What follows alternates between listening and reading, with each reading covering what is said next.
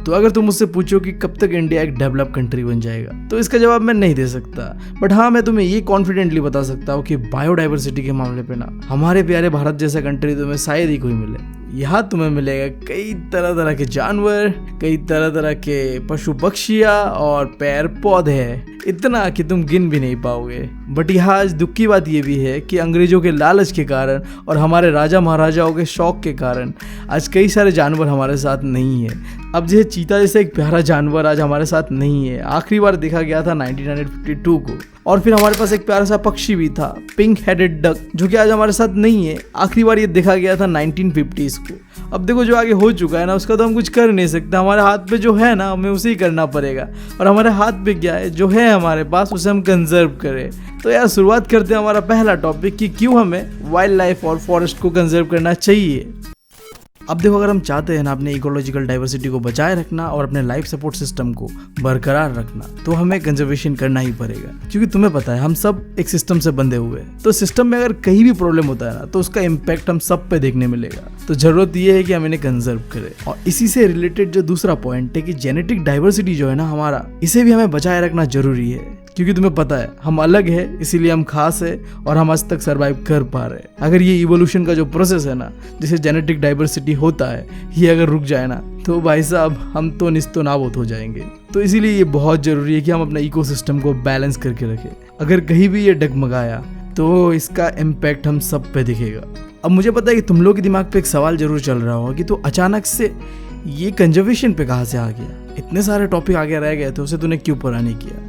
तो भाई साहब, इस चैनल का मोटो है स्मार्ट वर्क, ना कि हार्ड वर्क। तो एग्जाम में जो आ रहा है मैं वही पढ़ा रहा हूँ। आगे के जितने भी टॉपिक्स हैं ना वो डिलीटेड है, तो मैं उन्हें तुम्हें नहीं पढ़ा रहा। अब देखो, तुमने ये तो जान लिया कि हमें क्यों कंजर्वेशन करना चाहिए। अब सवाल ये उठता है कि हमने, मतलब इंडिया ने, अपने वाइल्ड लाइफ और फॉरेस्ट को कंजर्व करने के लिए क्या क्या किया है। तो देखो, हमने ना 1972 को एक एक्ट लाया, वाइल्ड लाइफ प्रोटेक्शन एक्ट 1972। इसके अंदर में कई सारे प्रोविजंस बनाया, जिससे कि जो जानवरों का रहने वाला इलाका है ना, यानी कि जो उनका हैबिटाट है ना, उन्हें हम प्रोटेक्ट करेंगे। और साथ ही साथ हमने कुछ स्पीसीज को चुना जिन्हें हमें प्रोटेक्ट करना था, और उनका लिस्ट हमने देश भर में पब्लिश किया। और साथ ही साथ इस एक्ट ने क्लियरली ये बात बता दिया था कि जो भी इंडेंजर्ड स्पीसीज है हमारे पास, यानी कि ऐसी स्पीसीज जो इन फ्यूचर खत्म हो सकता है, उनका हंटिंग पूरी तरीके से बैंड है। अगर तुमने किया तो तुम पे होगा कानूनी कार्रवाई और तुम जाओगे जेल। और ये जो तुम आज नेशनल पार्क और वाइल्ड लाइफ सेंचुरीज देख रहे हो ना, ये भी इस एक्ट का ही देन है। स्टेट गवर्नमेंट और सेंटर ने मिलकर कई सारे नेशनल पार्क और वाइल्ड लाइफ सेंचुरीज देश भर में खोला। और स्पेशली जो हमारा सेंट्रल गवर्नमेंट था ना, उसने कई सारे प्रोजेक्ट लॉन्च किया, जैसे कि project tiger, one horn rhino वाला प्रोजेक्ट, एशियाटिक लायन और कई सारे प्रोजेक्ट। ठीक है, तो यहाँ पे मैं तुम्हें एक यूपीएससी लेवल वाला क्वेश्चन पूछना चाहूँगा। तुम मुझे क्या बता सकते हो कि इंडिया में कितने नेशनल पार्क है अभी, और हमारा पहला नेशनल पार्क का क्या नाम था। आई नो तुम बता दोगे, तो कोशिश करो। मैं यार बताऊँ, अभी जो सेंटर ने कई सारे प्रोजेक्ट लॉन्च किया ना, उनमें से एक इंपॉर्टेंट प्रोजेक्ट जिसे हम कहते हैं प्रोजेक्ट टाइगर। अब प्रोजेक्ट टाइगर से मुझे कुछ याद आया। मुझे लगता था ना कुछ साल पहले कि मैं अपने घर का शेर हूँ, क्योंकि एक लौता लड़का था अपने घर का चिराग ना।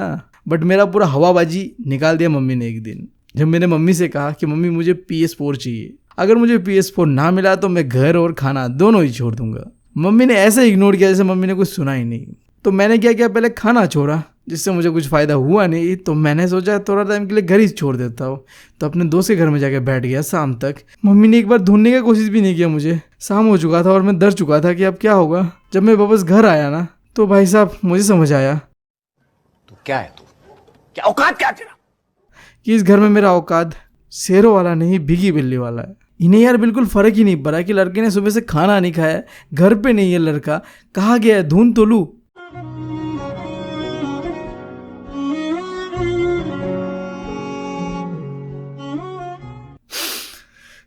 भाई साहब रहने दो, आगे बढ़ते हैं। तो देखो, प्रोजेक्ट टाइगर का शुरुआत होता है 1972 को, जब अथॉरिटीज़ ने देखा कि जो टाइगर का पॉपुलेशन है ना इंडिया में, वो अचानक से ही घटने लग गया। अब इसका सबसे बड़ा कारण था कि पोचिंग जो है वो बढ़ रहा था इंडिया के अंदर में। साथ ही साथ जो टाइगर्स का हैबिटाट है ना, वो भी घटने लगा था। और साथ ही साथ जो टाइगर का स्किन और बोन है ना, इसका इलीगल ट्रेड होता था इंटरनेशनली। तो इन चीज़ों को रोकने के लिए गवर्नमेंट ऑफ इंडिया ने प्रोजेक्ट टाइगर लॉन्च किया 1973 को। अब इस प्रोजेक्ट का एम ये नहीं था कि सिर्फ इंडेंजर्ड स्पीसीज जो है टाइगर इसे बस बचाए, नहीं, ये एक इक्विलिब्रियम क्रिएट करना चाहता था इकोसिस्टम के अंदर में, जो कि हमने टाइगर को प्रोटेक्ट करके पूरे इकोसिस्टम जो एक फूड चेन है ना उसे भी बैलेंस करके दिखाया। अब देखो इस प्रोजेक्ट के अंदर में हमने करा क्या था, हमने ना जहाँ जहाँ टाइगर्स का पॉपुलेशन था यानी कि उनका हैबिटाट को प्रोटेक्ट करने के लिए उन्हें रिजर्व कर दिया टाइगर रिजर्व के नाम से, ठीक है। तो इंडिया में कई सारे टाइगर रिजर्व्स है, जैसे कि जिम कॉर्बेट नेशनल पार्क जो कि उत्तराखंड में है, उसके बाद मानस नेशनल पार्क जो कि हमारे असम में है, और सुंदरबन नेशनल पार्क जो कि वेस्ट बंगाल में है, और कई सारे तुम नाम बता सकते हो उनका। फिलहाल के लिए मैं तुम्हें इतना बताना चाहूँगा कि हमने अपने फॉरेस्ट और वाइल्ड लाइफ को कंजर्व करने के लिए एक एक्ट लाया था, वाइल्ड लाइफ प्रोटेक्शन एक्ट 1972, और इसके अंदर में हमने प्रोजेक्ट टाइगर भी स्टार्ट किया। बट अगर तुम्हें क्वेश्चन आ गया कि हमने क्या क्या स्टेप लिया था एज ए होल बताओ, तो यार तुम इन चीज़ों को कंबाइनली लिख सकते हो कि हमने वाइल्ड लाइफ और फॉरेस्ट को कंजर्व करने के लिए क्या क्या स्टेप्स लिए थे। तो पहला तो तुम्हें पता है कि हमने एक Indian wild life protection act 1972 को इम्प्लीमेंट किया था, ठीक है, जिसके अंदर में हमने जो भी इंडेंजर्ड स्पीसीज है ना उसका हंटिंग पे बैंड लगा दिया था, और साथ ही साथ हमने नेशनल पार्क और वाइल्ड लाइफ सेंचुरीज देश भर में खोला था या फिर बनाया था, ठीक है। और क्योंकि उस समय टाइगर का पॉपुलेशन भी बहुत कम रहा था तो हमने प्रोजेक्ट टाइगर स्टार्ट किया 1973 को। अब देखो आगे के जो एक्ट थे ना इसमें हमने सिर्फ फोकस दिया एनिमल्स के ऊपर, बट जो वाइल्ड लाइफ एक्ट आता है 1980 और 1986 और 1991, इसके अंदर में हमने जो इंसेक्ट और प्लांट्स था ना इन्हें भी ऐड कर दिया प्रोटेक्टेड स्पीसीज के लिस्ट में, कि अब ना हम इन्हें भी ध्यान देंगे और इन्हें भी प्रोटेक्ट करेंगे। इससे पहले हमारा फोकस बस एनिमल्स तक था, बट हमने अपना फोकस को बढ़ाया और इंसेक्ट और प्लांट्स को भी इनके अंदर ऐड किया। देखो हम इंसान ना डेवलपमेंट के नाम पे कुछ भी करे जा रहे हैं, हम अपना घर बसाने के लिए इन मासूम जानवरों का घर उजाड़ रहे हैं। हमने कभी ये सोचा ही नहीं कि जो हम डेवलपमेंट कर रहे हैं ना इससे इन जानवरों का क्या हालत हो रहा होगा। हम जो इन मासूम जानवरों को बेघर कर रहे हैं ना, क्या ये चीज़ सही है? देखो ये मॉरली तो सही नहीं है, और तुम टेक्निकली भी सोचो, अगर इनके हैबिटाट्स को हम बर्बाद करेंगे तो एक ना एक दिन ये ख़त्म हो जाएंगे, और तुम्हें पता है इससे क्या होगा, इकोसिस्टम के अंदर में इम्बैलेंस क्रिएट होगा, और इस इम्बैलेंस से सिर्फ जानवरों को ही फ़र्क नहीं पड़ेगा, हमें भी फ़र्क पड़ेगा। जब वो नहीं रहेंगे तो अल्टीमेटली हम भी एक समय के बाद ख़त्म हो जाएंगे। तो इसीलिए इस चैप्टर के अंदर में कंजर्वेशन को काफ़ी एम्फेसाइज करके दिखाया गया है, और हमने देखा भी कई तरीके के कंजर्वेशन मेथड्स जो कि इंडिया ने अडॉप्ट किया है। तो अभी हमें देखना है ना type and distribution of wild life and forest. अब जब इस टॉपिक को तुम देख रहे होगे ना तो इस पॉइंट ऑफ व्यू से मत देखना है कि टाइप ऑफ फॉरेस्ट कितने तरीके का फॉरेस्ट होता है, नहीं, हमें देखना है कि जो फॉरेस्ट और वाइल्ड लाइफ है ना इससे हमने प्रोटेक्ट करने के लिए किस तरीके से डिस्ट्रीब्यूट किया हुआ है। 3 तरीके का फॉरेस्ट है, रिजर्व फॉरेस्ट, प्रोटेक्टेड फॉरेस्ट और अनक्लास्ड फॉरेस्ट। ये जो रिजर्व फॉरेस्ट है और प्रोटेक्टेड फॉरेस्ट है ये गवर्नमेंट के द्वारा कंट्रोल किया जाता है और मैनेज किया जाता है। बाकी जो ये अनक्लास फॉरेस्ट है ना ये गवर्नमेंट भी कंट्रोल कर सकता है और कोई कम्युनिटी या कोई प्राइवेट इंडिविजुअल भी कंट्रोल कर सकता है। स्पेशली जो हमारे नॉर्थ ईस्टर्न स्टेट्स है वहाँ में ना यहाँ कम्युनिटीज़ का अपना अपना जंगल होता है, वो उनके रिसोर्सेज को इस्तेमाल करता है और इसके बदले में वो उस जंगल का सुरक्षा करता है। ऑब्वियस सा बात है ना, तुम जिस चीज़ से सर्वाइव कर पा रहे हो, तुम्हारा लाइवलीहुड जिस पर डिपेंड है, तुम उसका तो सुरक्षा करोगे ही। फिर देखो जो दूसरा पॉइंट है कि ये रिजर्व फॉरेस्ट ना टोटल फॉरेस्ट का आधा से भी ज़्यादा हिस्सा कैप्चर करके बैठा हुआ है, और प्रोटेक्टेड फॉरेस्ट ना टोटल फॉरेस्ट का 1/3 एरिया जो होता है वो प्रोटेक्टेड फॉरेस्ट के अंदर में आता है। बाकी जो भी फॉरेस्ट होता है या फिर जो वेस्टलैंड बच जाता है ना वो सारे किसके पार्ट होते हैं, अनक्लास्ड फॉरेस्ट का पार्ट। और जो स्टेट वाइज देखो तुम तो जम्मू कश्मीर, वेस्ट बंगाल एंड जो केरला है वो रिजर्व फॉरेस्ट का एग्जाम्पल है। फिर जो परमानेंट फॉरेस्ट है इसमें तुम एग्जाम्पल्स को जोड़ सकते हो, बिहार, हरियाणा एंड पंजाब। और जो अनक्लास्ड फॉरेस्ट है इसमें तुम नॉर्थ ईस्टर्न स्टेट्स को जोड़ सकते हो, और फिर तुम पार्ट ऑफ गुजरात इन्हें भी जोड़ सकते हो। खैर यार, इससे ना एक टॉपिक आता है चुन के हमारे पास जिसे हम कहते हैं परमानेंट फॉरेस्ट। ये क्या होता है? देखो इंडिया में कई जगह में फॉरेस्ट है, तुम्हें पता है, बट डेवलपमेंट करने के लिए ना ऐसा नहीं है कि हम फॉरेस्ट काट ही नहीं सकते। कहीं ना कहीं हमें डेवलपमेंट करना है तो फॉरेस्ट का यूटिलाइजेशन करना ही पड़ेगा, क्योंकि आखिर ये हमारे लिए तो बने हैं। बट हमारा ये रिस्पॉन्सिबिलिटी भी है कि हम इस तरीके से इस्तेमाल करें कि चीज़ों को बर्बाद ना करें, यूज़ करें बट बर्बाद ना करें। तो इसलिए इस परमानेंट फॉरेस्ट का कॉन्सेप्ट आता है, जिसके अंदर में देखो जो रिजर्व और प्रोटेक्टेड फॉरेस्ट है ना ये आ जाता है। यानी कि देखो ये रिजर्व और प्रोटेक्टेड फॉरेस्ट को मिला के जो भी फॉरेस्ट बनता है ना उसे तुम नहीं छूओगे, ठीक है, ये परमानेंटली फॉरेस्ट ही रहेगा। इसके अलावा जो भी है उसे तुम यूज़ कर सकते हो, काट सकते हो अपने डेवलपमेंट के हिसाब से, बट ये जो परमानेंट फॉरेस्ट है ना, इसे बस गवर्नमेंट के द्वारा मैनेज किया जाता है। बेसिकली इन्हें मैनेज किया जाता है जो भी टिम्बर प्रोड्यूस करने के लिए, यानी कि लकड़ियों को प्रोड्यूस करने के लिए, और जो भी दूसरे फॉरेस्ट प्रोडक्ट होता है, और एनिमल्स को प्रोटेक्ट करने के लिए तो हम करते ही ये चीज़ें। बाकी देखो इंडिया के अंदर में ना ये जो परमानेंट फॉरेस्ट का जो परसेंटेज है ना, सबसे ज़्यादा पाया जाता है मध्य प्रदेश यानी एमपी के अंदर, लगभग 75% के आसपास। ठीक है, अबे यार पता है एमपी की लड़कियां ना भाई साहब, उनसे आर्गुमेंट कभी मत करना। देखो एमपीओ के लड़कियों से आर्गुमेंट करना और एग्ज़ाम हॉल के बाहर रिवीजन करना दोनों ही बेकार है, कुछ फ़ायदा नहीं होगा भाई। तो इनसे आर्गुमेंट करा नहीं जा सकता, बट क्यूट बहुत है ये जब वो गुस्से में नहीं रहते। बाकी जब वो गुस्से में रहता है तो भाई साहब रहने दो, क्यों बच्चों को डराना, है कि नहीं। चलो बढ़ते अगले टॉपिक, कम्युनिटी एंड कंजर्वेशन, जिसका मतलब है देखो अभी तक हमने जो भी टॉपिक देखा वहाँ में गवर्नमेंट अपना एफर्ट लगा रहा था कंजर्वेशन करने के लिए जो भी वाइल्ड लाइफ एंड फॉरेस्ट को, बट अल्टीमेटली ये जिम्मेदारी ना गवर्नमेंट का नहीं है, ये जिम्मेदारी आम लोगों का है। अगर हम सही से चीज़ों को इस्तेमाल करें, क्योंकि अल्टीमेटली लोग चलाते हैं देश को, ना कि गवर्नमेंट। हाँ गवर्नमेंट बड़े बड़े डिसीजंस लेते हैं, बट लाखों लोग जब एक चीज़ करते हैं ना, उससे बहुत बड़ा इम्पैक्ट दिखता है हमें। तो लोगों का रिस्पॉन्सिबिलिटी है कि लोग सही से हर चीज़ को करें। और जब बात आता है कंजर्वेशन का ना, तो क्या बात करूँ यार, इंडिया के लोग तो बहुत ही अच्छे हैं। अभी मैं तुम्हें बताऊंगा क्यों मैं इतना तारीफ कर रहा हूँ इस कम्युनिटी कंजर्वेशन को। तुम्हें तो पता ही इंडिया के लोग कैसे हैं, ज़मीन से जुड़े हुए लोग हैं। हम नेचर को पूजते हैं, हर चीज़ को जो हमारे आसपास है सबको। हमारा कल्चर, हमारा ट्रेडिशन हमें यही सिखाता है कि हर चीज़ में भगवान है, हर चीज़ों को पूजो, दैट्स इट। तो यार हम लोग कैसे अपने इन्वायरमेंट को बर्बाद होने दें, है कि नहीं। जिसमें भगवान बसता है उसी में तो हम बसते हैं।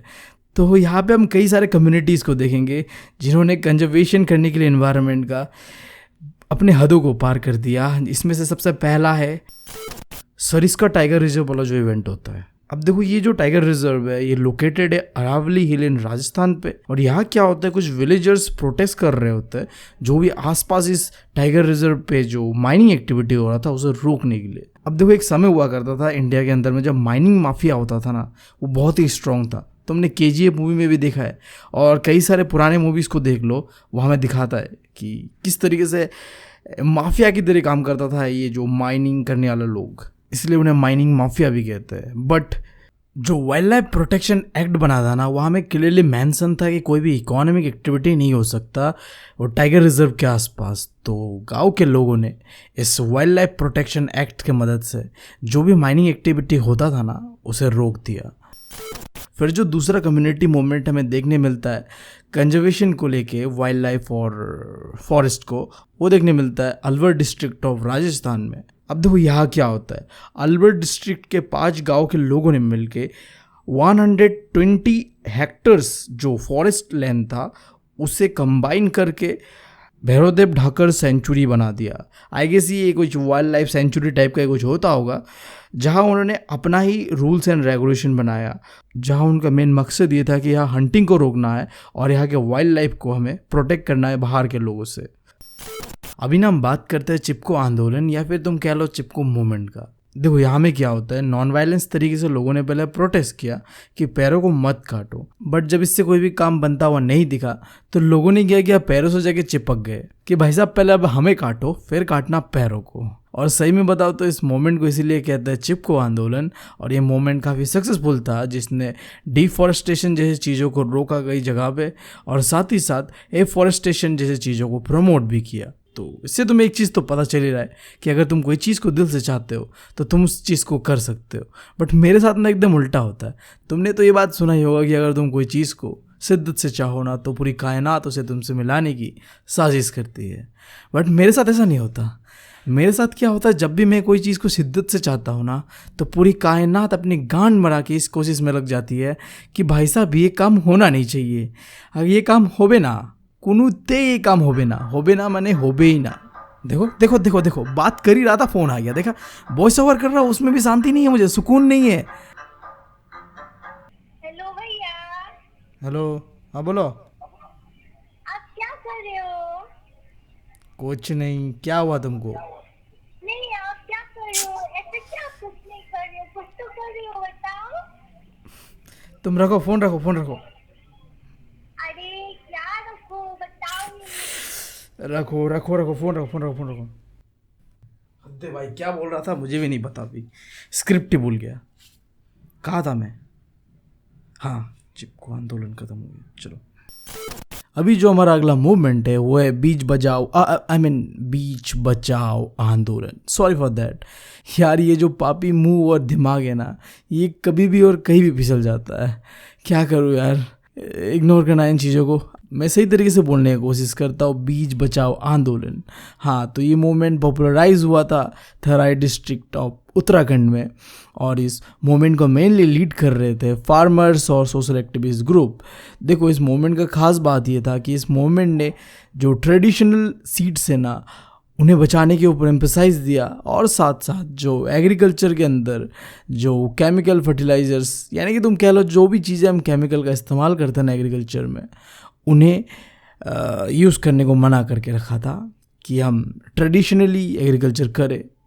एक तरीके से तुम कह सकते हो इस पूरे मूवमेंट जो बीच बचाओ आंदोलन है, इसने ऑर्गेनिक फार्मिंग को काफ़ी हद तक प्रमोट करने का काम किया अपने तरीके से।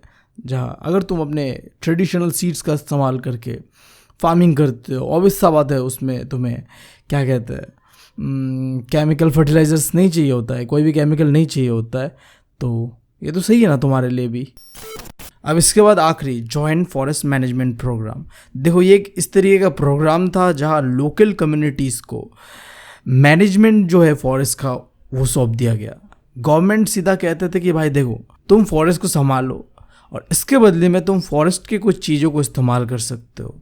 बहुत सिंपल है, और ये जो कॉन्सेप्ट है वो पॉपुलराइज किया गया स्टेट ऑफ ओडिशा के अंदर में। तो अभी हम पहुंच चुके हैं इस चैप्टर का आखिरी टॉपिक, जो कि है सैक्रेड ग्रुप्स। देखो, सैक्रेड यानी पवित्र, ग्रुप्स यानी जो छोटे छोटे ग्रुप ऑफ ट्रीज होते हैं ना, उसे कहते हैं। अब मैंने तुम्हें इंडिया के बारे में बताया कि हम लोग जो है नेचर का पूजा करते हैं। बस नेचर को ही तुम्हें गॉड मानना है। जो भी तुम्हारे आसपास है वो सारी चीज़ें भगवान की दिए हुए चीज़ें, और उन्हें तुम्हें भगवान की तरह ही रेस्पेक्ट करना है और प्रोटेक्ट करना है। That's right. अब इसे छोड़ो, मैं तुम्हें एग्जाम्पल के लिए बता रहा हूँ। जो तुमने देखा होगा हिमालय पर्वत, हम मानते हैं कि हिमालय पर्वत में आज भी भोलेनाथ रहता है, तो यार यही कॉन्सेप्ट यहाँ भी अप्लाई होता है। ठीक है, कई सारे जंगल है जो हम मानते हैं कि ये भगवानों का जंगल है, गॉड गॉडेसेस का जंगल है, इसलिए हम उन्हें बिल्कुल हार्म नहीं करते, उनकी चीज़ों को भी इस्तेमाल नहीं करते। तो यहाँ में एक कॉन्सेप्ट भी आता है वर्जिन फॉरेस्ट का, यानी कि वो फॉरेस्ट जिसको हमने ना ही इस्तेमाल किया है और ना ही आगे इस्तेमाल करने वाले हैं, क्योंकि ये सेक्रेट है, पवित्र है। तो कई सारे कम्युनिटीज़ हैं इंडिया के अंदर में जो पर्टिकुलर गच्छियों का पूजा करते हैं। अब जैसे जो छोटा नागपुर प्लेटू के अंदर में ये मुंडा और सिनाला कम्युनिटी है ना, वो पूजा करता है महुआ ट्री का। उनके हिसाब से ये ट्री काफ़ी पवित्र है। ठीक है, इसके बाद इंडिया के जो सोसाइटी है, इसके अंदर में अलग अलग कल्चर्स के अंदर में अलग अलग तरीका दिया हुआ जिससे कि तुम नेचर को कंजर्व कर सकते हो और उसके क्रिएशन को भी कंजर्व कर सकते हो।